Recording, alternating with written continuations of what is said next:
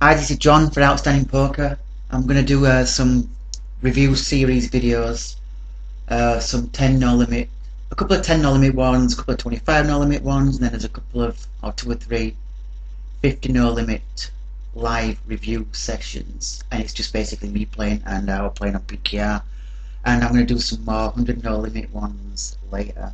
But I thought I'd have a go through the limits and just so you can see any kind of differences. And also I played them at different times as well, so it's kind of interesting to see the different player types that you get at different times of the day. We'll get to see that as well. And so I think I started up with 2 tables and I added some more because I think it might have been a bit slow at the beginning, so I'll just crack on with it straight away and tell you about the HUD and stuff like that. There's quite a lot of stats to check out.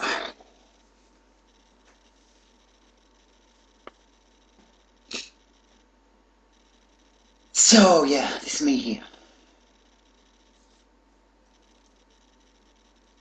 Bottom left on each table with a terrible screen name. Stolen off Blackadder, if anybody knows Blackadder.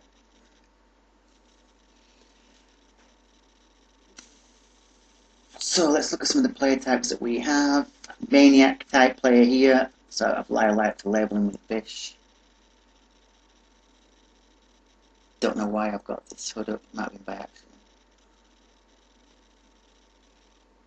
I need to fix this because I've got too many things in there. So it's going to be a standard steel, 3x in it.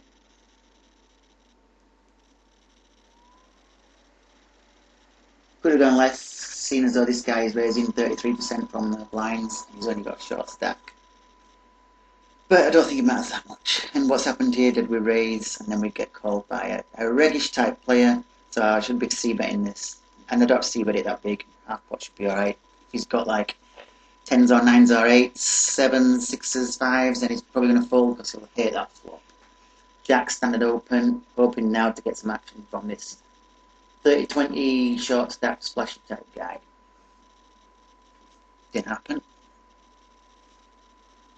So just checking some stats out here on this type of regular player who's folding to river bets, fairly high percentage. Just going to keep that in mind for later.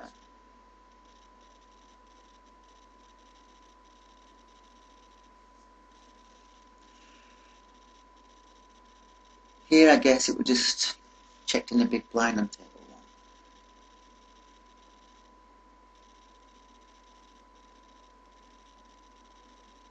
Yeah, so I've already checked out that this guy will be raising quite a lot of flops.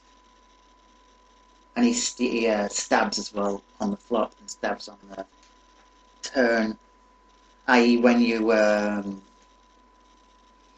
if you decide not to c-bet, he will then stab. It's like, I think on Hold Manager 2 you call it bet versus missed continuation bet, but some people call it stab as well. And it's something that you should be doing quite a lot anyway, because a lot of times when people do check rather than c-bet and then they nearly are, a lot of times giving up, some of them are a bit trappy though, aren't they? So you have to watch that. So yeah, I tried to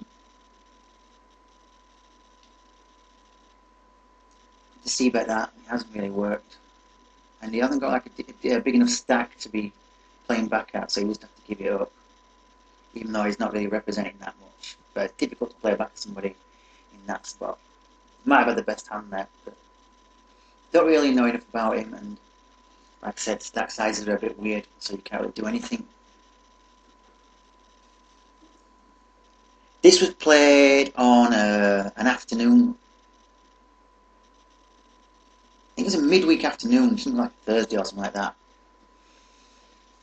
And it was, I don't know, kind of about 2 o'clock or something. I think I'll bring up some stats later on in the video, which tells you how many hands that I played in this session and, you know, what time it was. And some thoughts on what the play was like. So here I stealed Queen 8, which is kind of a bit marginal considering I'm going to get played back at quite a lot by a guy who's looking really aggressive. But I get lucky and flop this 8, and I won't be really folding now versus this guy. Shouldn't do anyway.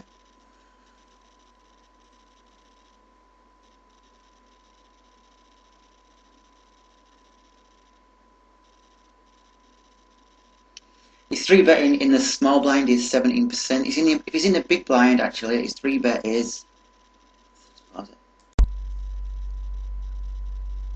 So I raised on the button, so what we're looking at here is this. And if he's in the big blind, then he's cold calling versus my button raise, 40%, and he's three betting 40%. So it's a super wide range, and he raised me on the flop, and he's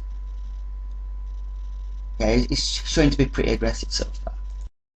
So that's why I just looked at them stats. Got like I need to sort out these cold calls. There's too much stuff there.